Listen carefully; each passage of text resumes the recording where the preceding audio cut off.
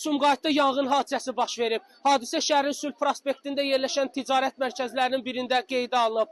Əraziyə Fövqəladə Hallar Nazirliyinin Dövlət Yanğından Mühafizə Xidmətinin canlı qüvvəsi və texnikaları cəlb olunub. Polis əməkdaşları tərəfindən isə ərazidə təhlükəsizlik tədbirləri görülür.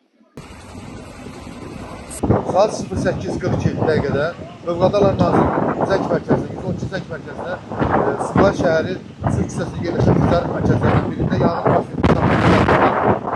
Və ərazi yerində Sumqayıt Dövlət Yanğından Mühafizə İdarəsinin qüvvə vasitələri cəlb olunmuş. Hadisənin kəşfiyyatı zamanı məlum olmuşdur ki, ticarət mərkəzinin 2-ci mərtəbəsində yanğın baş vermiş və buna müvafiq olaraq nüvə vasitələrlə yanğın söndürmə prosesi başlanılmışdır. Havanın küləkli olmasına baxmayaraq qısa müddətdə yanğın söndürülmüş və ətrafda olan digər ticarət mərkəzlərinə və obyektin özünə yayılmasının qarşısı alınmışdır.